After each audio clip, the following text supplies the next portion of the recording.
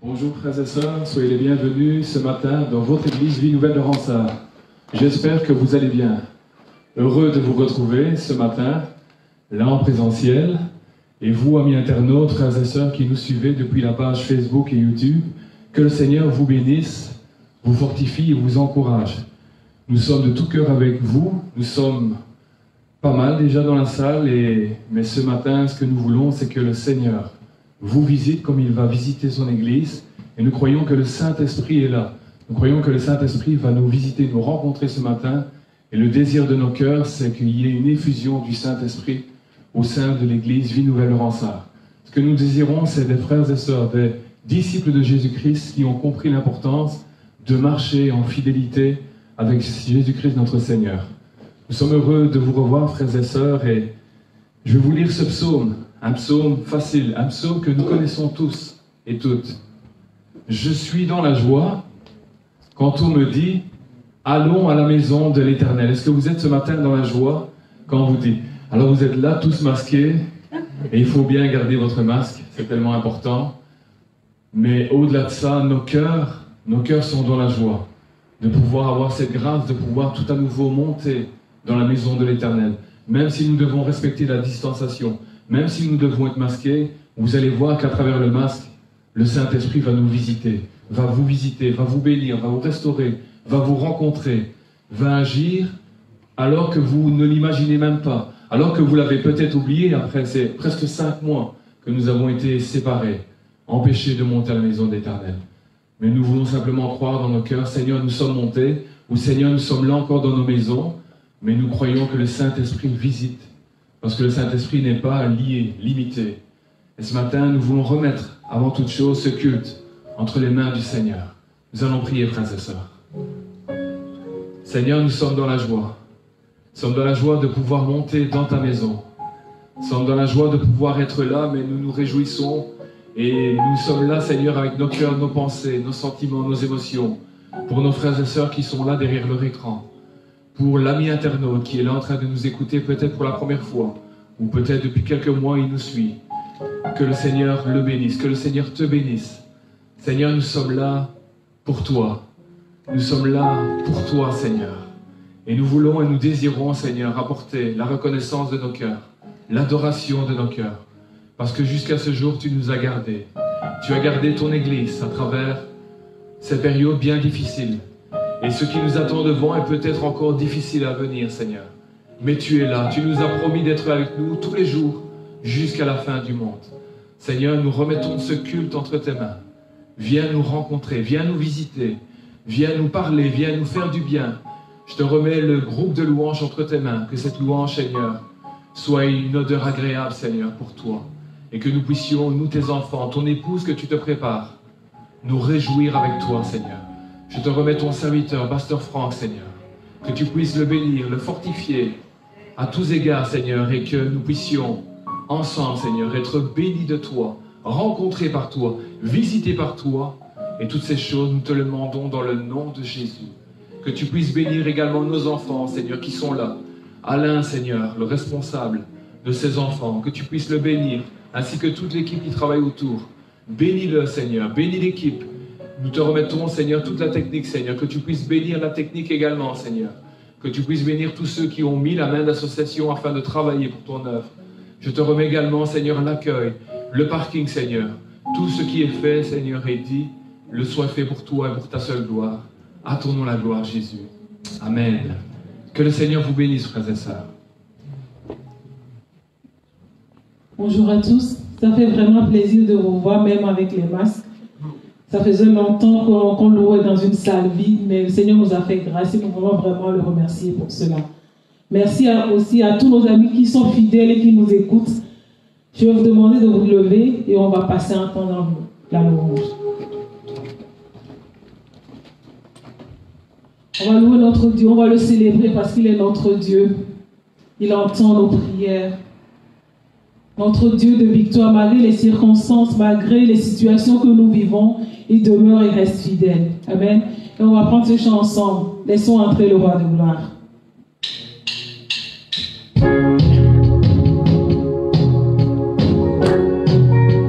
N'hésitez pas à taper dans les mains. à chanter.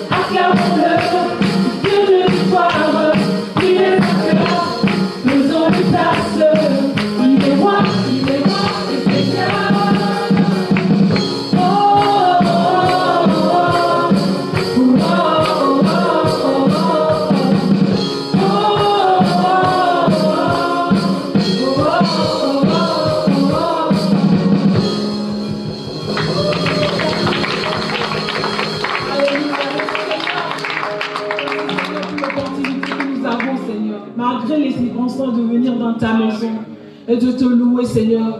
Quand nous pensons, Seigneur, dans les pays où l'Église est persécutée, les gens ne peuvent pas se réunir, nous avons le privilège ce matin. Et nous voulons te donner toute la gloire. Nous voulons dire gloire à ton nom. Quelles que soient nos limitations, nous voulons dire gloire à ton nom. Quelles que soient nos épreuves, nous voulons dire gloire à ton nom, Seigneur. Alléluia. Gloire à ton nom.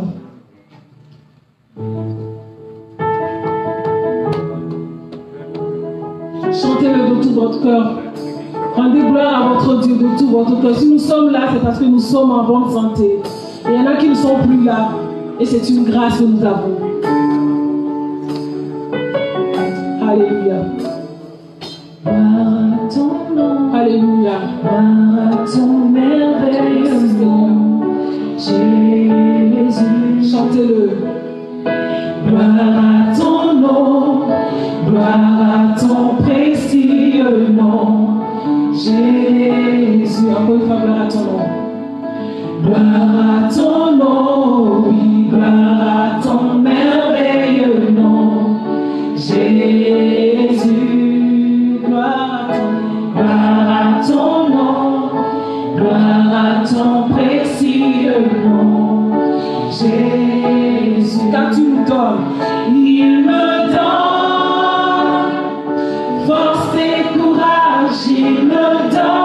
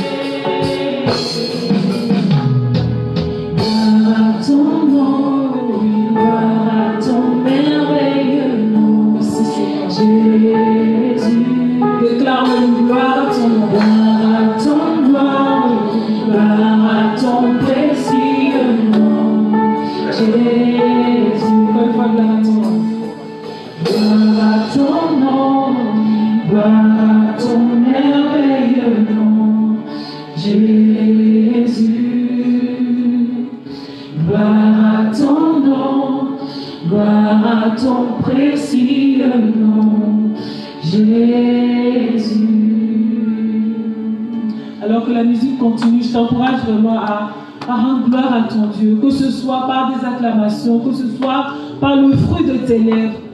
Que le Père entende ta voix ce matin, lui rendre gloire pour tout ce qu'il a fait. Au sein de l'épreuve, il est resté avec nous. Au sein de cette situation, il est resté, il est demeuré avec chacune de nos familles. Et ce matin, nous voulons lui rendre toute la gloire. Alléluia. Seigneur, merci. Merci, Seigneur. Alléluia. Alléluia. ne changes pas, Seigneur. Tu demeures et restes fidèle, Seigneur. Nous avons vu ta main. Jusqu'ici, Seigneur, tu nous as secourus. Jusqu'ici, Seigneur, tu as été bon envers nous. Et ce matin, Seigneur, reçois notre adoration, reçois notre révérence, Seigneur. Toi seul, Seigneur, la mérite ce matin. Toi seul, Seigneur. Gloire à ton nom, Seigneur. Alléluia.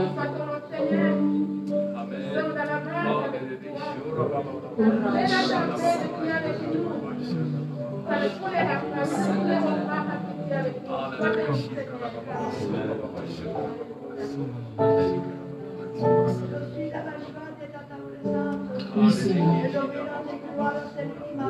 Amen.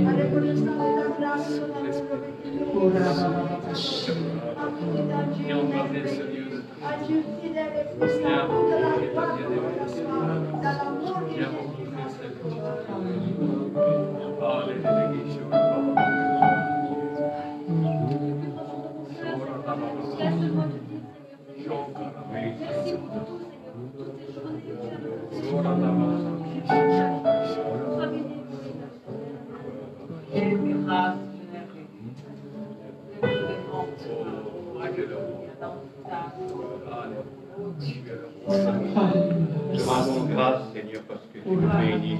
Tu bénis ton peuple, Seigneur. Tu le rends fort, Seigneur. Merci parce que tu prends soin de nous. Sois béni, Seigneur, nous te rendons grâce, Seigneur, notre Dieu. Alléluia. Nous te élevons ton nom, ton Dieu, au-dessus de tout. Nous sommes dans la grande joie, Seigneur, mon Dieu, d'être dans ta présence ce matin, Seigneur, notre Dieu, soit qu'il était victorieux. C'est par ta grâce que nous nous réunissons, Seigneur. Nous élevons ton nom, toi qui es au-dessus de tout. Toi qui es la puissance de toute puissance, Seigneur, notre Dieu. Tu as dit, Seigneur, mon Dieu, mon roi, dans ta parole, que rien, Seigneur, mon Dieu, mon roi, ne peut nous faire peur, Seigneur, notre Dieu. Quand tu es avec nous, Seigneur, on peut le voir. Merci, Seigneur Jésus-Christ, quand tu es au milieu de nous ce matin. Et nous te rendons gloire et puissance et honneur à tes siècles des siècles. Amen.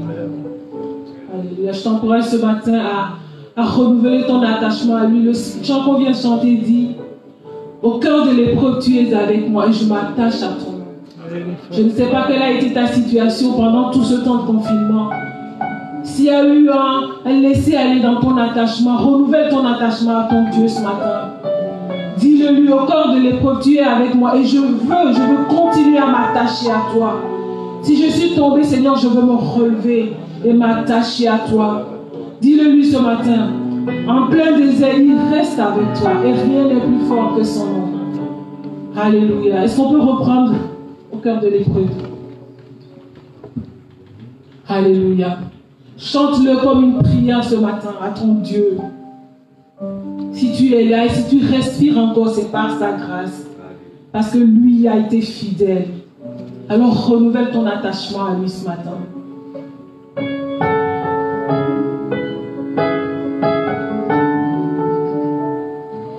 Au cœur de l'épreuve, tu es avec moi. Je m'attache à ton nom. Chante-le comme une prière. Et en plein désert, tu restes avec moi. Rien n'est plus fort que ton nom. Encore une fois. Au cœur de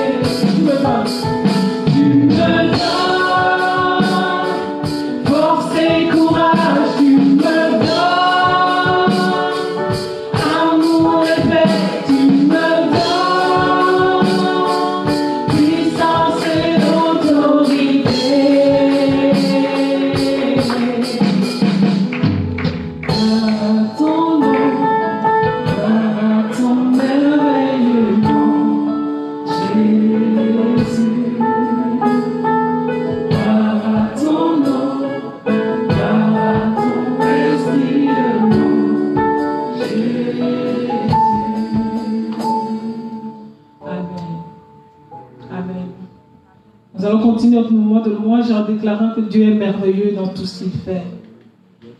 Son nom est merveilleux et tout ce qu'il fait est empreint de son nom. Merveilleux il est. Amen.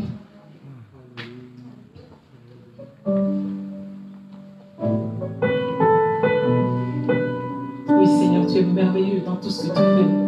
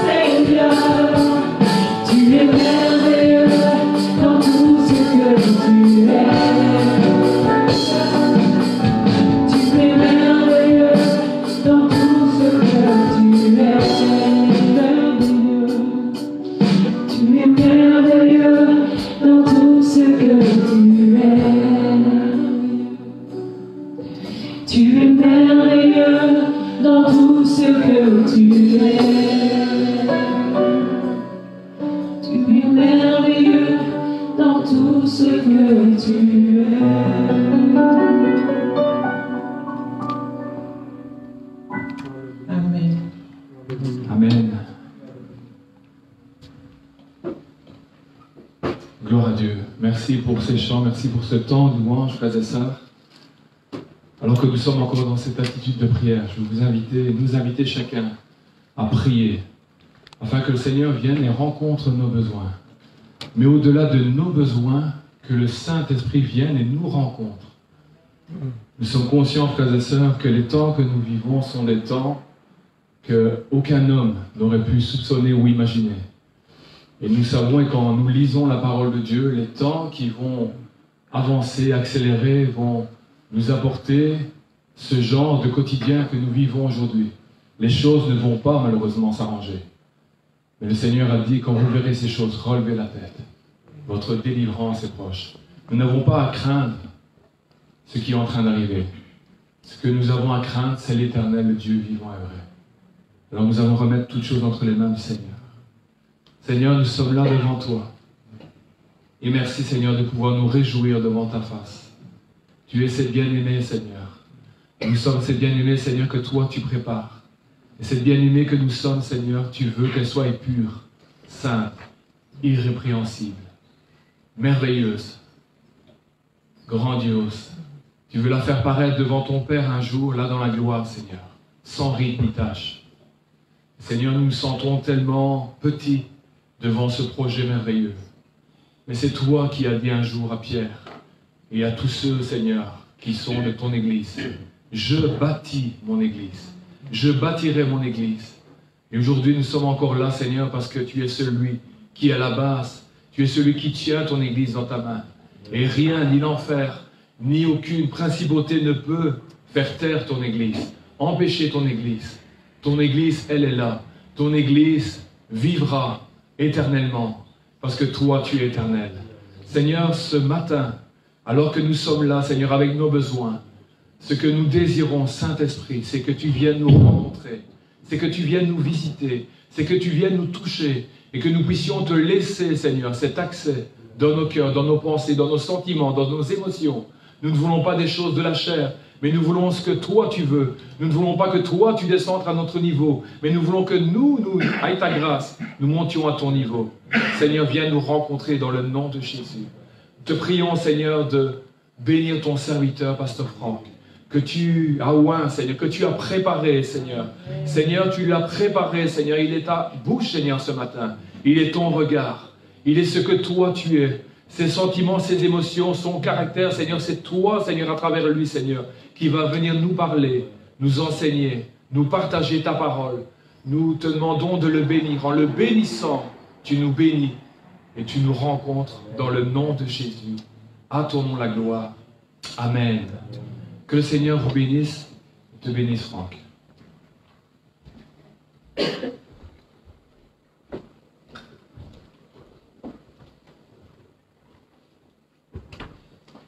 Voilà, bonjour à chacun, bonjour à chacune. Avant d'entrer dans ce message, dire combien c'est mieux de vous voir en vrai plutôt qu'en virtuel. C'est vrai que ça fait plusieurs mois, Samuel en a un peu parlé. Et je dirais que quelque part, c'est ça l'Église. Le fait que nous puissions être ensemble. Alors oui, certes, nous ne pouvons pas encore nous embrasser. Et je dois avouer que lorsque je m'imaginais la réouverture de l'Église, je me dirais le Covid serait loin derrière nous et au début du culte, on pourra aller les uns vers les autres s'embrasser. Mais aujourd'hui, on va encore s'abstenir. Mais dire que c'est tellement mieux de vous voir. J'ai pu voir certains d'entre vous, j'ai pu voir d'autres en virtuel. Certains, c'est la première fois que je les vois depuis 5 longs mois et vous dire combien c'est merveilleux de vous voir, même si, encore une fois, les conditions ne sont pas idéales. Alors, c'est une première dans la vie de notre assemblée parce qu'on va avoir 2 cultes. Et c'est vrai que lorsque j'étais convaincu qu'il fallait que je le fasse, je n'avais pas anticipé que j'allais devoir prêcher 2 fois. Je pense qu'il faut que je trouve une solution pour cela. Je me suis dit, mais comment je vais faire, surtout lorsque j'ai un message comme aujourd'hui qui va être sur plusieurs dimanches. Je me suis dit, peut-être que je prêche la première partie du premier culte et la deuxième partie au deuxième culte, mais je me suis dit que ça ne marcherait pas. Et avant d'aller plus loin, j'aimerais quand même faire quelque chose, même si toute l'Église n'est pas encore là aujourd'hui. J'aimerais que nous puissions faire quelque chose que je pense que nous devons apprendre à faire, et parce que c'est biblique. Nous devons apprendre à reconnaître le service des uns des autres au milieu de nous. Alors c'est vrai que lorsqu'on vient ce matin en présentiel, après plusieurs mois, on ne se rend pas compte nécessairement que derrière, pendant justement ces mois, il y a eu plusieurs équipes qui ont fait en sorte que notre assemblée ait pu continuer à assurer des messages, des cultes en live. Et on a juste l'impression que parfois c'est appuyer sur un bouton. Parfois quand je vois les messages sur Facebook, oh le son ne marche pas, on ne le voit pas bien, ça n'a pas commencé. Je me dis parfois que les gens ne se rendent pas compte, ils ont juste l'impression que on appuie sur le bouton et ça part. Et j'aimerais juste dire qu'au cours de ces 5 derniers mois, il y a eu plusieurs équipes, notamment notre équipe multimédia, Et je ne vais pas entrer dans ces détails techniques, mais il y a une équipe multimédia, il y a aussi une équipe qu'on appelle la Creative Team qui s'occupe de tout ce qui est production, de tout ce qui est image. Et avant de continuer, j'aimerais juste que nous puissions bénir le Seigneur pour toutes ces personnes qui, pendant 5 mois, ont fait en sorte que nous puissions être là ce matin. Et cette équipe a été aussi à pied d'œuvre pour que nous puissions ouvrir. Je veux aussi dire merci à un groupe que je ne veux pas oublier, qui aujourd'hui exceptionnellement est derrière moi, le groupe de louanges. Voilà, ils ont disparu. Ils sont cachés là-bas. Je peux vous dire qu'il n'y a rien de plus déstabilisant de faire la louange devant une salle vide. Ou dans sa maison, où on est obligé de dire bonjour frères et sœurs alors qu'on ne voit même pas la tête des gens. Et on doit se convaincre que ça passe, que les gens sont bénis. On doit dire chantez avec moi alors que peut-être il n'y a personne qui écoute. Et je veux vraiment dire merci à chacun et à chacune pour votre fidélité et pour votre service dans la maison de Dieu. Je pense que c'est important de s'arrêter et de reconnaître le travail des uns et des autres. J'aurai l'occasion de venir plus en détail lorsque nous serons à nouveau réunis comme avant, mais je voulais commencer à le faire aujourd'hui. Aujourd'hui, j'aimerais apporter un message et je dois dire que j'ai un peu hésité sur le thème. Je me suis dit, je vais être un peu fantaisiste et je vais intituler mon message « Bas les masques ». Mais je me suis dit que vous n'allez pas apprécier et donc je me suis retenu. Je vais vous parler de quelque chose d'autre. Et ce matin, j'aimerais juste continuer sur le thème qui est le nôtre, la lancée qui est la nôtre depuis le début de l'année, de la parole aux actes. Et ce thème nous a suivis même pendant le confinement. Alors, même si confinement oblige, nous avions dû nous concentrer sur l'une ou l'autre chose. Rappelez-vous, ce que le Seigneur met sur notre cœur, c'est vraiment vivre la réalité de l'Évangile. C'est vraiment de dire, Seigneur, nous lisons des choses, mais nous voulons les vivre, parce que nous comprenons que c'est la volonté de Dieu pour chacun d'entre nous. Et je vous vois dans cette salle ce matin, j'aimerais que nous comprenions que c'est la volonté de Dieu pour chacun d'entre nous, quel que soit notre âge, quelle que soit notre condition, quelles que soient nos aspirations, que nous soyons jeunes, que nous soyons en train de vivre ce qu'on appelle la crise de la quarantaine, que nous soyons en couple, en famille, que nous soyons célibataires, que nous soyons mères célibataires et loin des enfants, peu importe la case dans laquelle nous sommes, nous devons comprendre que ce que Dieu attend de nous, ce que Dieu veut de nous, l'aspiration du cœur de Dieu pour chacun d'entre nous, c'est de vivre la réalité de l'Évangile. D'où ce thème de la parole aux actes. Et rappelez-vous, nous sommes allés dans Actes chapitre 2, comme vous pouvez le voir, et ce que les versets 46 et 47 de Actes chapitre 2 décrivent, c'est tout simplement la vie des premiers chrétiens.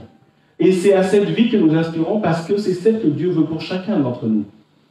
Et rappelez-vous, nous avons vu que le secret, c'est réellement être des témoins. Rappelez-vous, lorsque Jésus est parti, il a dit « Allez, faites de toute nation des disciples ». Et pour vivre certaines choses avec le Seigneur, nous devons être ouverts, être des instruments entre les mains du Seigneur, être des témoins. Et nous avons vu que pour arriver à vivre cela, il y avait 3 clés. 3 clés que nous avons fait ressortir toujours des premiers chapitres du livre des Actes. Vous avez le texte qui s'affiche à l'écran.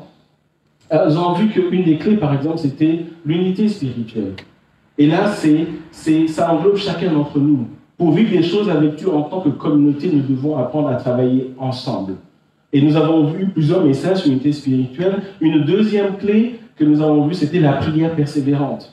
Le mot-clé, c'est persévérant.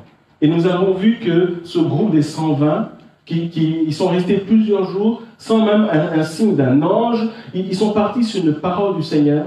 Et ce qui a déclenché ce que nous lisons dans Actes chapitre 2, quand le Saint-Esprit est descendu, c'est cette prière persévérante. Et nous avons vu que le Seigneur appelle chacun d'entre nous à aller dans une relation personnelle avec lui, à grandir. Parfois, quand on dit la prière, on pense à cette espèce de monologue. Mais nous avons vu que ce à quoi Dieu nous appelle, c'est une relation. Et nous avons vu également que dans toute la parole de Dieu, la prière est rattachée, est qualifiée de persévérante. Et avant de continuer, j'aimerais encourager chacun d'entre nous à ne jamais lâcher dans la prière. Parce que la prière, c'est la source de la vie du chrétien. La prière, oui, certes, mais la prière persévérante. Afin que nous puissions nous départir de cette attitude micro-ondes que maintenant les chrétiens ont, Souvent on entend dire j'ai beaucoup prié. Et quand on va au fond des choses, combien de temps tu as prié, ben on s'est assis, Seigneur, j'ai besoin de ceci, on se lève et on part.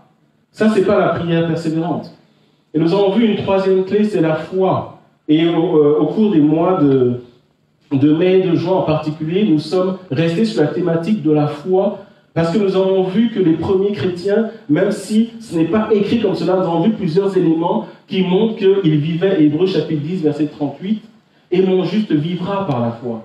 Et pour ceux qui ont suivi ces messages, vous avez vu que nous sommes allés dans plusieurs dimensions de la foi. Ce matin, j'aimerais partager avec vous une quatrième clé, que nous trouvons toujours dans le livre des Actes, mais que nous trouvons aussi dans toute la Bible. En particulier dans le livre des Actes, parce que c'est important de le voir au sein de l'Église primitive, mais nous retrouvons cela dans toute la Bible. Et c'est quelque chose qui passe inaperçu. C'est quelque chose que nous lisons et nous passons dessus. Et ce matin, j'aimerais juste que nous puissions, si vous voulez, nous arrêter et vraiment mettre les projecteurs sur cet élément ô combien important. Et cet élément se trouve dans Actes chapitre 2, verset 43. Alors aujourd'hui, je ne vais pas lire le verset 42 parce que certains m'accusent de tellement aimer ce verset qu'il paraît que je m'arrange toujours pour lire ce verset.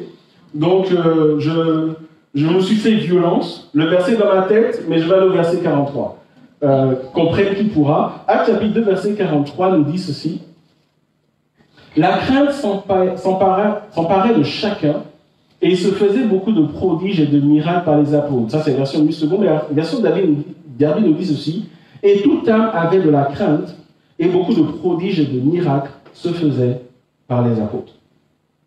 Alors, je l'ai dit, quand nous lisons un tel verset, nous passons rapidement dessus. On se dit, oui, il y a une crainte qui est là, et il y a les miracles qui sont là.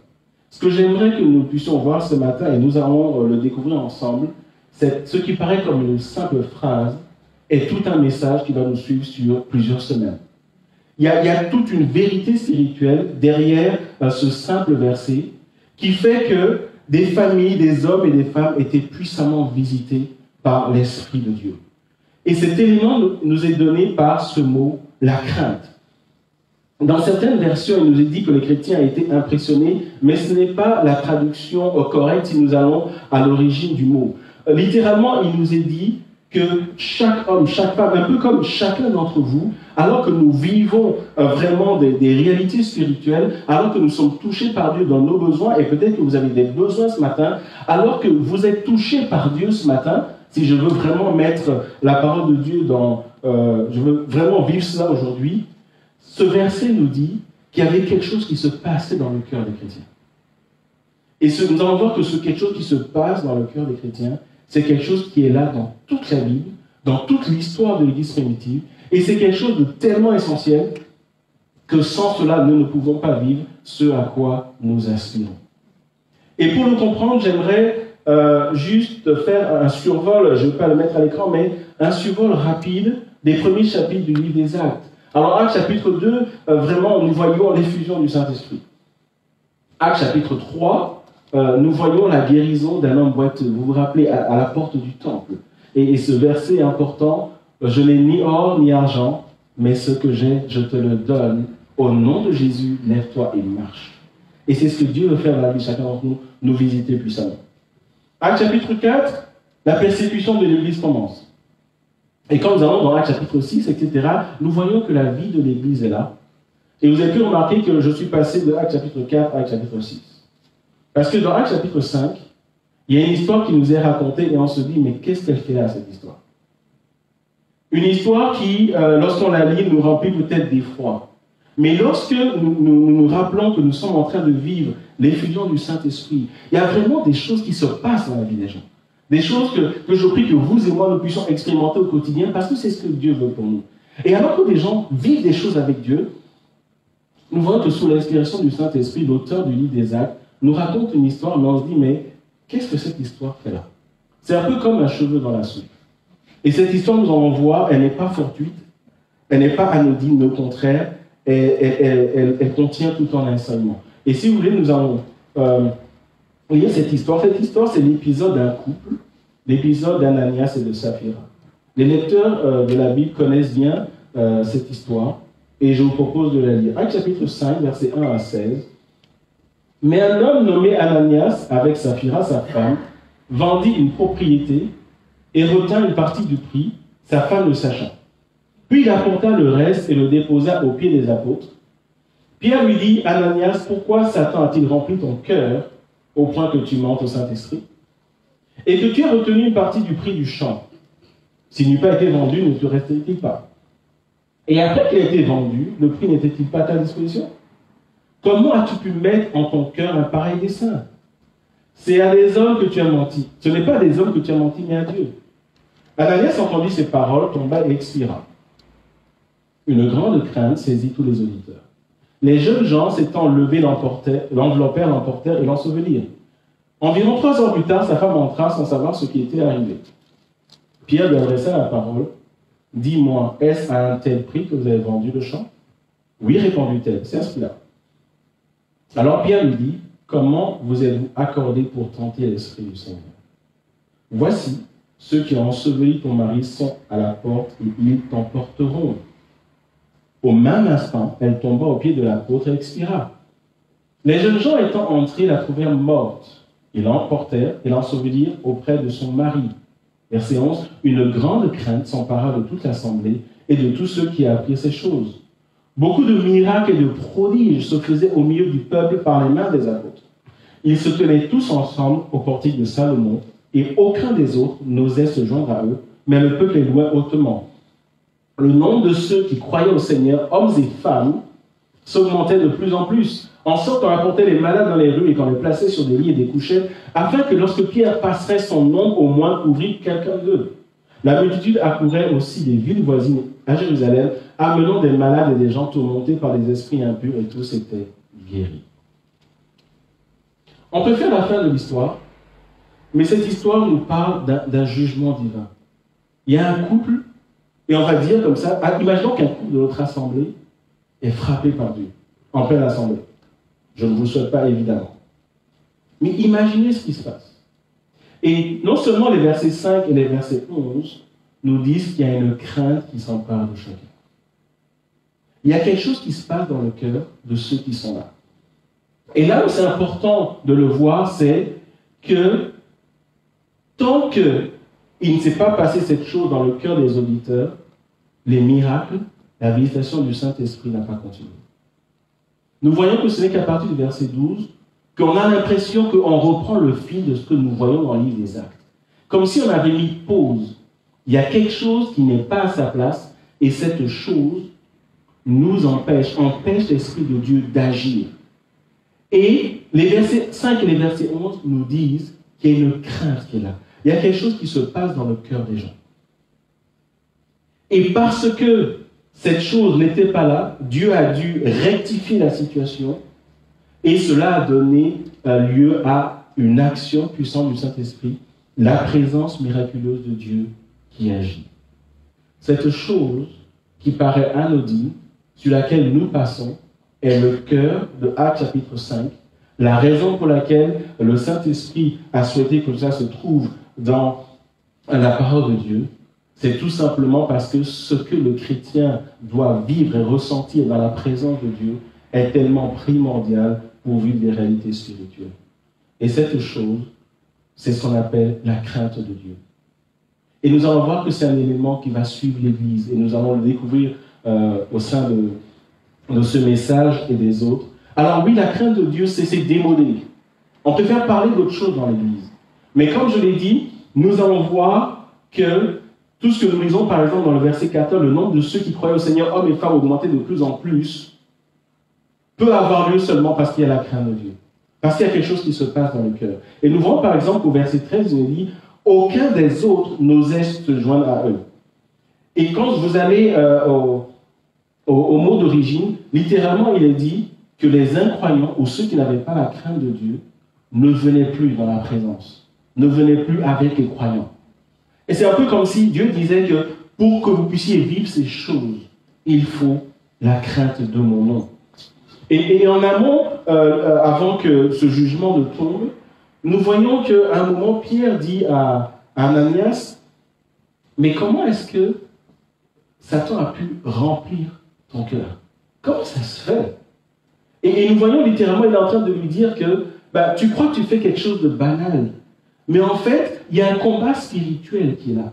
Il y a quelque chose que tu as laissé entrer dans son cœur. Et Pierre lui dit, mais pourquoi? Et littéralement, quand on va à l'origine de comment as-tu pu laisser cela? Comment as-tu pu laisser, et littéralement, le mot remplir, c'est comment as-tu pu aller sous influence du diable? Comment as-tu pu contrôler tes actions? Et l'expression comment Satan a pu remplir ton cœur, c'est le même mot qu'on utilise pour dire soyez remplis du Saint-Esprit. En d'autres termes, ce qui doit vous mouvoir, ce qui doit vraiment vous conduire, c'est l'Esprit de Dieu quand on dit rempli du Saint-Esprit. Mais ici, Pierre dit, mais il y a quelque chose dans ta vie qui a fait que cette crainte, tu ne l'as plus eue. Et c'est tellement essentiel que le diable fait tout pour que ce ne soit pas là dans ton cœur. Idem pour sa femme. Et nous voyons que autant eux, ils n'ont pas eu la crainte de Dieu, autant la rectification que le Seigneur a apportée a créé quelque chose dans le cœur des hommes et des femmes. La crainte de Dieu, ce sera donc le thème de mon message, la crainte de Dieu. Et le verset de base que je vais commenter dans quelques minutes, Actes chapitre 9, verset 31. L'Église était en paix dans toute la Judée, la Galilée et la Samarie, s'édifiant et marchant dans la crainte du Seigneur, et elle s'accroissait par l'assistance du Saint-Esprit. Une phrase anodine qui semble nous décrire un élément historique, mais nous allons voir que dans ce verset, il y a toute une vérité spirituelle. Est-ce que vous êtes avec moi ce matin? Ça fait longtemps que je n'ai pas dit ça. Alors j'ai envie de le dire. Parce que dire ça, quand vous avez un écran devant vous, tu te dis, ils sont peut-être pas là. Ils sont peut-être en train de faire la grâce matinée. Actes chapitre 9, verset 31, nous parle d'une vérité essentielle. Mais avant d'aller plus loin, en parlant de la crainte de Dieu, dire que c'est un thème fondamental dans la Bible. Nous passons souvent dessus, mais sachez, par exemple, que l'expression la crainte de Dieu, la crainte de Dieu, que ce soit dans l'Ancien et dans le Nouveau Testament, revient plus de 300 fois dans la Bible. Plus de 300 fois. Souvent, nous pensons que la crainte de Dieu, c'est bon pour l'Ancien Testament. Nous allons voir que c'est tellement présent dans le Nouveau Testament. Dans ce message, nous allons voir que lorsqu'on parle de Jésus lui-même, il y a cette notion de crainte de Dieu qui est là. Comme tout un enseignement pour nous, pour dire qu'il y a un élément qui doit être là dans nos cœurs pour que nous puissions vivre des choses. Alors, la crainte de Dieu, d'abord, ce qu'elle n'est pas. Juste pour fixer les idées et qu'on ne se laisse pas, nous ne divaguions pas et que nous restons vraiment dans la pensée biblique. Alors, la crainte de Dieu, ce n'est pas une crainte naturelle. Quand vous avez peur dans le noir, ça n'a rien à voir avec la crainte de Dieu. On va dire que c'est juste un élément de protection que Dieu a mis en nous. Avoir peur du noir, avoir peur du danger, a pour but de nous protéger. Quelqu'un qui n'a jamais peur, je dirais que ce n'est pas salutaire, parce que s'il est en danger, il ne le verra pas. D'accord? Donc, tout ceci pour rassurer tous ceux d'entre nous qui sont des trouillards invétérés. La peur, c'est naturel. Maintenant, si vous devenez paranoïa, alors on a besoin de prier pour vous. D'accord? Mais ça n'a rien à voir avec la crainte naturelle. Ça n'a rien à voir avec ce qu'on appelle un esprit de crainte. Nous avons par exemple dans 2 Timothée, chapitre 1, verset 7, Paul en disant à Timothée dit « Car Dieu ne nous a pas donné un esprit, dans certaines versions on dit de timidité, mais quand vous allez à l'origine des mots, c'est un esprit de crainte, mais de puissance et d'amour et de sagesse. » En d'autres termes, quand on parle de la crainte de Dieu, ce n'est pas quelque chose qui nous saisit spirituellement et qui nous met dans un état, ça n'a absolument rien à voir. Un autre passage, 1 Jean chapitre 14, verset 18, nous dit que la crainte dont il est parlé là suppose un châtiment, un tourment, une punition. Ça n'a rien à voir. La crainte que les hommes veulent nous imposer est une crainte du genre, si je ne fais pas ceci, ça va barder pour moi. Quand on parle de la crainte de Dieu, ce n'est pas de cela dont on parle. Ou alors, ce qu'on peut appeler une crainte religieuse. Une crainte religieuse, c'est quoi? C'est cette crainte que certains de nos contemporains, pas seulement contemporains, dans l'histoire de l'homme s'est fait des dieux à tout va. Et l'idée, c'est quoi? Et certains d'entre nous, avant qu'on le Seigneur, nous étions dans cela. Si je ne fais pas ceci, le châtiment va tomber sur moi. Et il faut que je fasse ça. C'est ce qu'on appelle une crainte religieuse. Et Dieu dit, mais son cœur est éloigné de moi, et la crainte qu'il a de moi n'est qu'un précepte de tradition humaine. Donc Dieu dit que la crainte de Dieu, ce n'est pas ce que les hommes nous imposent, ou si tu ne fais pas ceci, il va t'arriver ceci. Ça n'a rien à voir avec la crainte de Dieu. Alors, qu'est-ce que c'est que la crainte de Dieu? Je mets un autre passage, Proverbe 29, 25. La crainte des hommes tend un piège, mais celui qui se confie à l'Éternel est protégé. La crainte religieuse, c'est une crainte qui nous oppresse. Et ce n'est pas ça la crainte de Dieu. Et avant de continuer ce message, j'aimerais dire que ce message va être présenté sous forme d'études bibliques, parce que nous devons vraiment aller au fond des choses. Donc je vais revenir sur plusieurs passages et qu'ensemble nous allons creuser. Alors, c'est quoi la crainte de Dieu? Et avant de lire un passage qui définit, la Bible définit ce qu'est la crainte de Dieu, j'aimerais juste donner une image. Et j'aimerais juste peut-être inviter chacun d'entre nous à nous rappeler du plus beau paysage que nous avons jamais vu. Que ce soit ici en Belgique, que ce soit en voyageant. Moi, par exemple, un paysage qui m'a vraiment béni, qui m'a vraiment marqué, ce sont les chutes du Niagara, du côté canadien. Quand vous arrivez là, vous dites juste « Waouh, c'est tellement beau !» Nous étions en famille, nous avons passé toute la journée, et rien que ce paysage grandiose, c'est juste saisissant, c'est juste frappant. Et pendant que je parle de ça, peut-être réfléchissez ou remémorez-vous ce qu'on appelle une carte postale. Des paysages où vous avez juste envie de vous arrêter, de préférence pas sur l'autoroute, mais vous voulez vous arrêter et juste dire « Oh, que c'est beau !» Vous avez expérimenté ça déjà? Et ça vous reste. Mais on n'est pas obligé d'aller jusqu'au Canada. On peut rester, par exemple, je ne sais pas, moi je pense par exemple aux îles de Majorque ou Minorque, ou encore ces îles où c'est tellement beau. Mais il n'y a pas que des îles, il n'y a pas que l'eau, il y a aussi les montagnes, il y a un coucher de soleil. Vous voyez ce genre d'image qui reste. D'accord? Et lorsqu'on parle de la crainte de Dieu, eh bien, c'est ce que nous vivons. C'est ce qu'on ressent quand on voit de telles beautés, de telles grandeurs. Ce que ça produit en nous, c'est de dire c'est tellement beau et c'est tellement grand, et ça pousse nos yeux sur celui qui a créé tout cela. Et on se dit, mais combien Dieu est grand, combien Dieu est puissant, combien Dieu est glorieux. Est-ce que vous me suivez? On se dit, c'est tellement merveilleux, c'est tellement grandiose. Et ce que ça produit dans mon cœur, c'est une sorte de respect, c'est une sorte de révérence, c'est une sorte c'est un désir de l'honorer. Tellement c'est grand, tellement c'est puissant. Et avant de continuer dans cette définition, permettez-moi de faire référence à des passages que nous connaissons, que je n'ai pas projetés.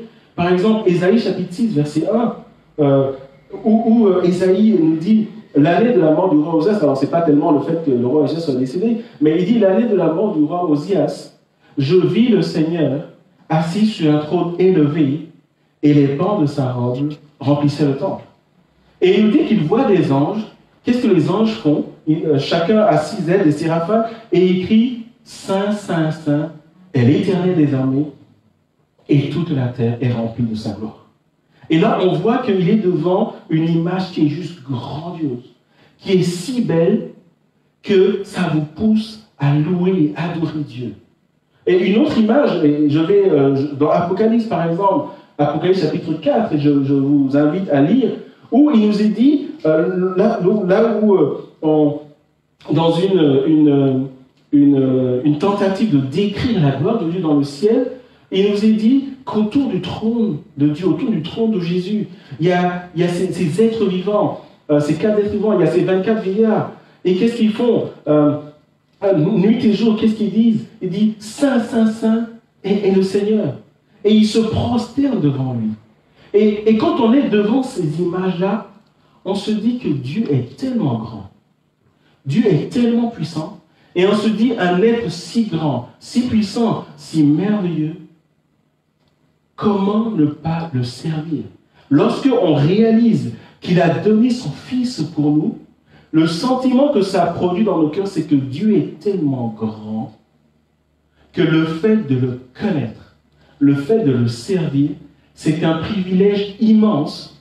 Et ce sentiment nous pousse à dire que je ferai tout ce qu'il faut pour lui plaire, pour le respecter, pour l'honorer, et je ne veux absolument rien faire qui peut m'éloigner de lui. Et frères et sœurs, ce sentiment, c'est ce qu'on appelle la crainte de Dieu. Nous l'aimons tellement qu'il n'est pas question que nous puissions laisser quelque chose passer entre lui et nous. Qu'il n'est pas question que dans ma manière de faire, dans ma manière de dire, dans ma manière de me comporter dans et en dehors de l'Église, il y ait quelque chose qui vient me couper de ce Dieu si grand. Et la crainte de Dieu nous invite à réaliser le Dieu que nous servons. Le Dieu pour lequel nous sommes là ce matin. Le Dieu que nous avons chanté il y a quelques minutes. Lorsque nous étions en train d'adorer, je ne sais pas quelle pensée de Dieu, quelle image de Dieu vous avez. Mais lorsque nous allons dans la parole de Dieu, nous sommes invités à comprendre et à connaître que Dieu est grand, immensément grand. Et cette grandeur nous invite à une attitude. Une attitude pour dire, loin de moi le péché. Et peut-être pour continuer dans cette image, je dirais qu'un chant qui date de je ne sais pas quoi, Mathusalem, un chant qui traduit, qui décrit bien la crainte de Dieu, c'est Dieu Tout-Puissant. Où on est là en train de dire, Dieu Tout-Puissant, quand mon cœur considère, quand je vois cette grandeur, tout l'univers, que toi tu as pu faire. Et le chant continue en disant, mais quand je songe, non seulement tu es grand, tu es puissant, mais quand je songe que ton fils est devenu mon frère, en d'autres termes, tu es grand, moi je suis dans mon péché, tu n'as pas besoin de moi, mais tu m'aimes tellement que tu donnes ton fils pour moi, et par l'action de ton fils à la croix, je suis devenu ton enfant. Quand Jésus est ressuscité, il a dit, allez dire à mes frères, littéralement aux mêmes gens qui font partie de ma famille, parce qu'à partir de maintenant je suis ressuscité, eux et moi, nous avons le même Père. Et on réalise, attends, vous êtes en train de me dire que celui qui a créé ces cartes postales, il a mis en moi son esprit, et je suis devenu son enfant. Et quand je comprends ça, je me dis, c'est hors de question que je laisse quoi que ce soit entre ce Dieu et moi. Lorsqu'il y a ça qui monte en moi, c'est ce qu'on appelle la crainte de Dieu. Et c'est pour ça que Pierre a dit à Ananias, mais comment se fait-il que tu sois passé à côté de ça? Comment se fait-il que tu as laissé Satan t'entraîner dans ce délire? Comment ça se fait? Qu'est-ce qui t'arrive? Toi et ta femme, vous êtes membres de l'Église, vous avez vu les grandeurs de Dieu, mais ne comprenez pas que ces miracles sont faits par quelqu'un qui est tellement grand, mais quelqu'un qui à la fois est très proche. D'où le jugement de Dieu. Une manière pour Dieu de dire que je ne peux pas permettre que ce qui n'est pas ma crainte gagne l'Église. Parce que sinon, ça va fermer toute porte de bénédiction. Parce que sinon, l'Esprit de Dieu ne pourra plus se mouvoir. Et nous allons voir que quand nous lisons les miracles, la grâce abondante de Dieu dans la vie de l'Église primitive, et je vais vous le montrer dans cette série de messages, nous allons voir qu'à chaque fois, il y a une dimension de la crainte de Dieu. Est-ce que vous êtes avec moi ce matin? Est-ce qu'il y a quelqu'un qui fait bouger les aiguilles d'un autre? On est censé finir dans 15 minutes, c'est pas possible, c'est un complot. Bon, je continue quand même.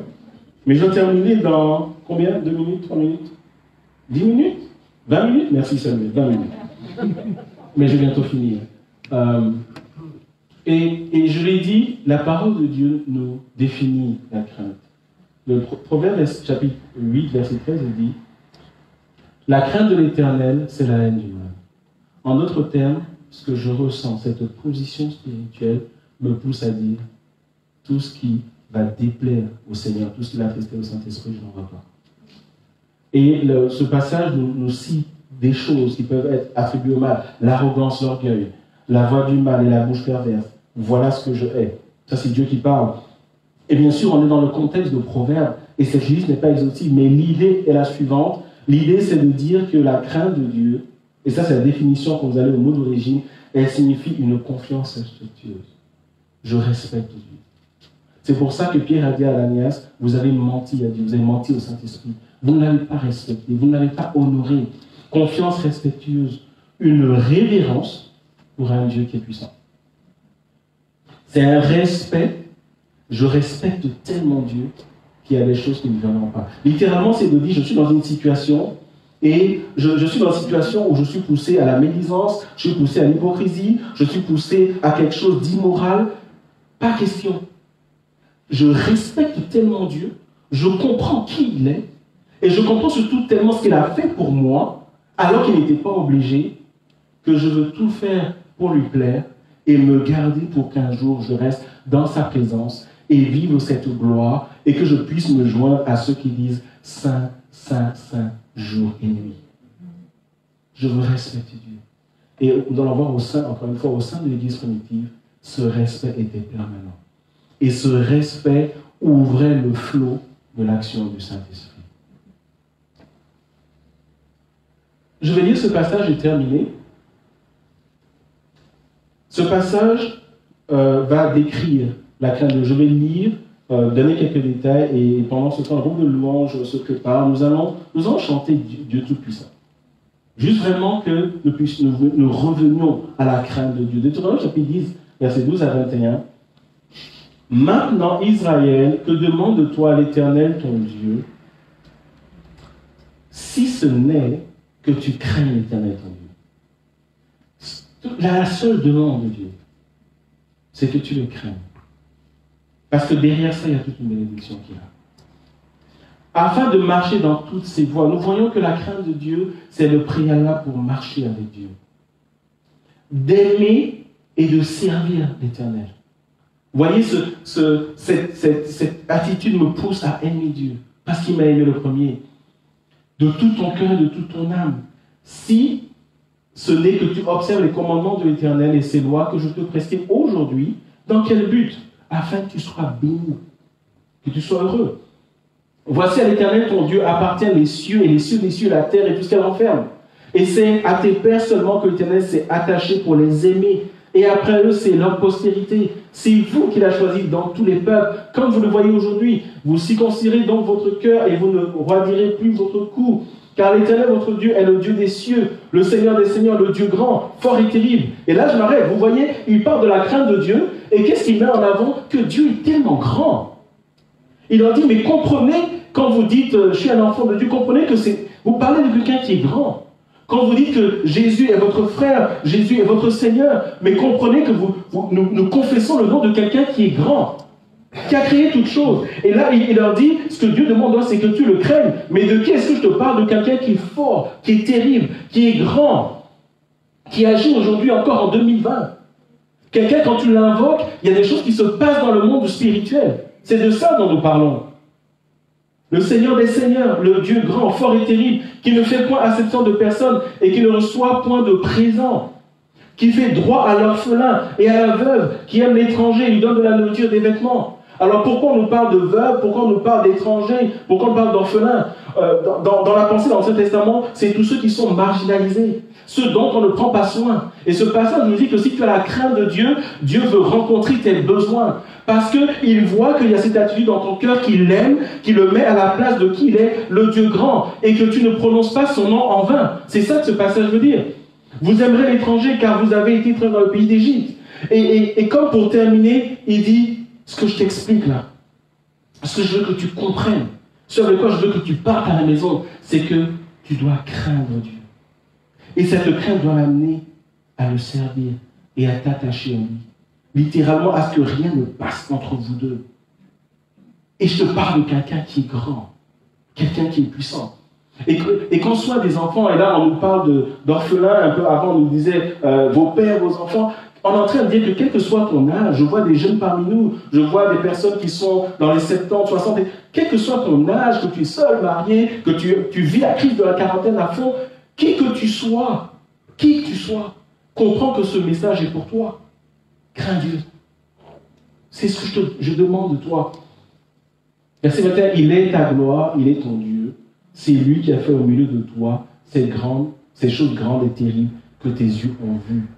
Littéralement, les miracles dont nous parlons dans Actes chapitre, dans Actes en entier. Ce dont je te parle. Les guérisons. Dieu veut te guérir aujourd'hui.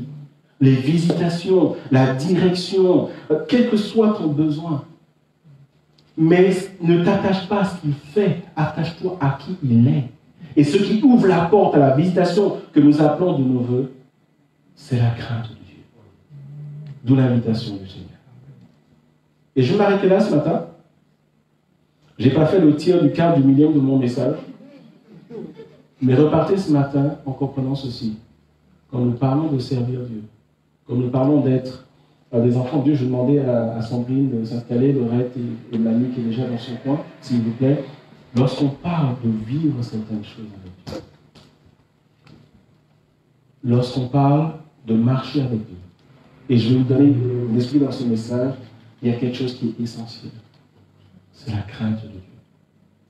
Et l'Église est appelée à craindre Dieu.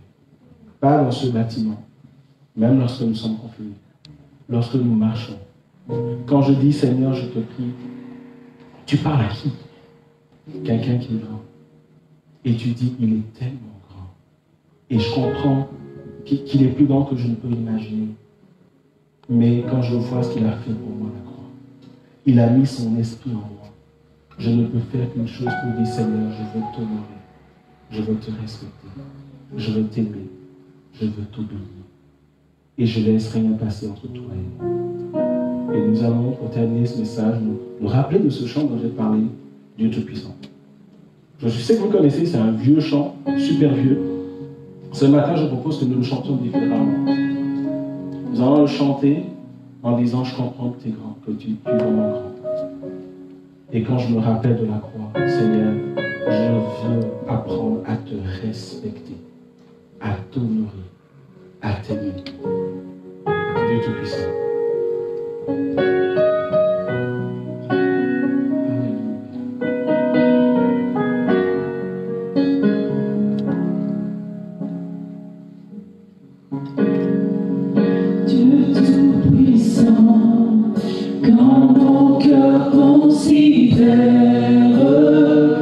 Tout l'univers et par ton pouvoir, le ciel azur, les éclairs, le tonnerre, le clair matin ou les ombres du soir, de tout mon être alors s'élève un chant, Dieu tout-puissant, que tu es grand, de tout mon être alors s'élève un chant, Dieu tout-puissant, que tu es grand.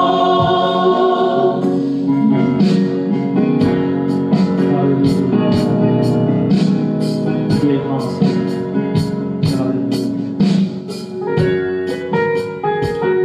Quand par les bois ou la forêt profonde, j'aime et j'entends tous les oiseaux chanter. Quand sur les monts, la source avec son monde, livre et puis son chant doux et léger.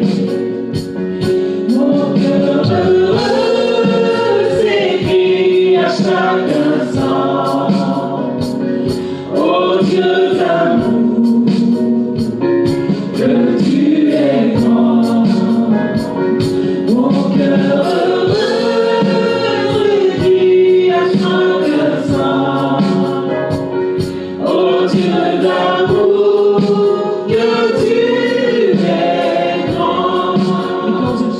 Mais quand je songe au sublime mystère qu'un Dieu si grand a pu penser en moi, que son cher Fils est devenu mon frère et que je suis l'héritier du grand.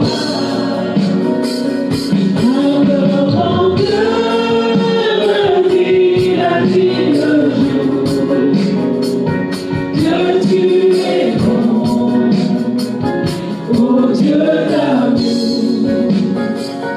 Alors mon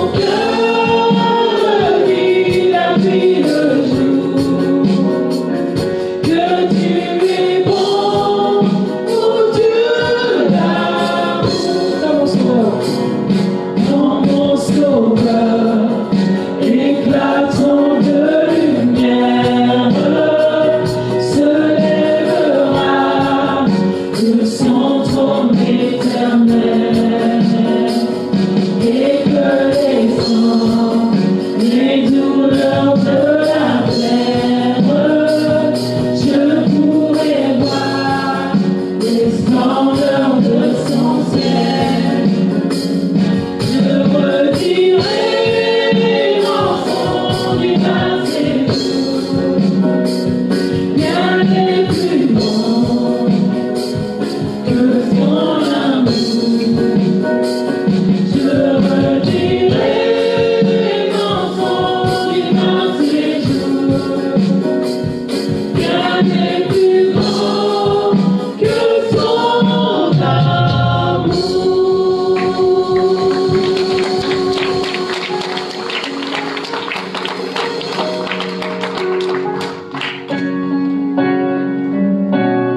Amen. Gloire à Dieu. Merci pour ce message. La crainte de l'Éternel, c'est la plus grande bénédiction que Dieu donne à l'Église, frères et sœurs. Voilà, sans transition, nous allons passer au calendrier de la semaine. Mardi 4 août, nous aurons la troisième et dernière partie, les axes fondamentaux de la vie chrétienne selon l'apôtre Jean. Ce sera le pasteur Medinzozi qui nous apportera cette troisième et dernière partie dès 19h en live. Donc vous n'êtes pas invités à venir dans la salle, mais de chez vous, que vous puissiez participer à ce moment d'étude biblique. Samedi 8 août, 17h, 19h, il y a un invité pour les jeunes et les ados, Jonathan Richard, via Zoom, la plateforme Zoom. Que vous puissiez, vous les jeunes, être bénis, visités à travers ce serviteur merveilleux.